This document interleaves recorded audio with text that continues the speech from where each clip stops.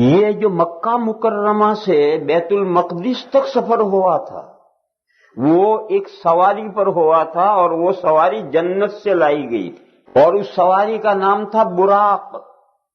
براق لفظ ہے یہ برق سے، برق جو بجلی ہوتی ہے، بجلی اس کو برق کہتے ہیں عربی میں، تو یہ اس سواری کا نام ہے براق۔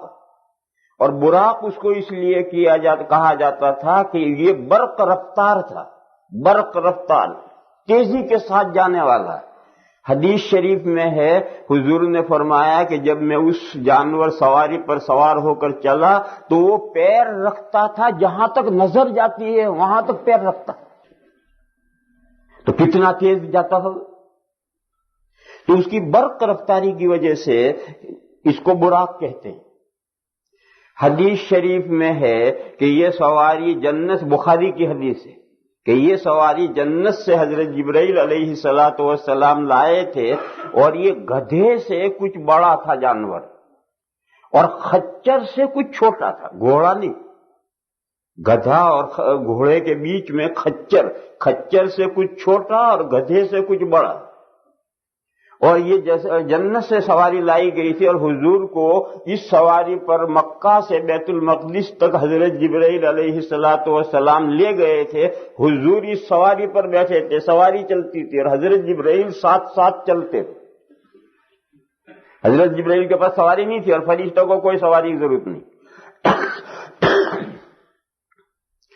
اور یہ جو لوگوں میں مشہور ہے، خاص طور پر بدعتیوں میں، کہ براق کا سارا جسم تو گھوڑے جیسا تھا اور اس کا چہرہ عورت جیسا تھا، یہ لغو اور فضول اور جھوٹی بات ہے۔ قرآن و حدیث سے اس کا کوئی ثبوت نہیں۔ عام جانور ہوتا ہے، ایسے ہی جانور تھا۔ بدعتیوں کے یہاں تم دیکھو گے گھروں میں، مسجدوں میں براق بنا رکھا ہوگا، سارا گھوڑا ہوگا اور آگے منہ عورت جیسا ہوگا، یہ سب جھوٹی باتیں ہیں، لغو باتیں۔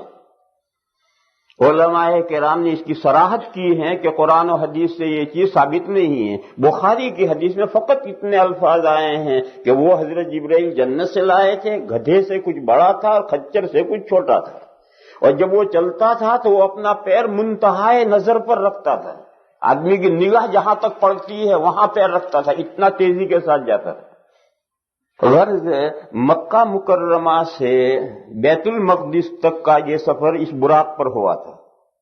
پھر بیت المقدس سے جو آسمانوں پر حضور چڑھے تھے تو اس کے لیے سیڑھی رکھی گئی تھی، تو اس سیڑھی کو عربی میں معراج کہتے ہیں۔ تو چونکہ سیڑھی سے پہلے آسمان پر، دوسرے آسمان پر، تیسرے آسمان پر، یہ سیڑھی سے حضور 7ویں آسمان تک گئے ہیں، اس لیے اس کا نام حدیث میں معراج ہے، اور یہ اس کے لیے اسرا لفظ ہے۔ یہ دو لفظ الگ الگ ہو گئے۔ یہ ایک مضمون پورا ہوا۔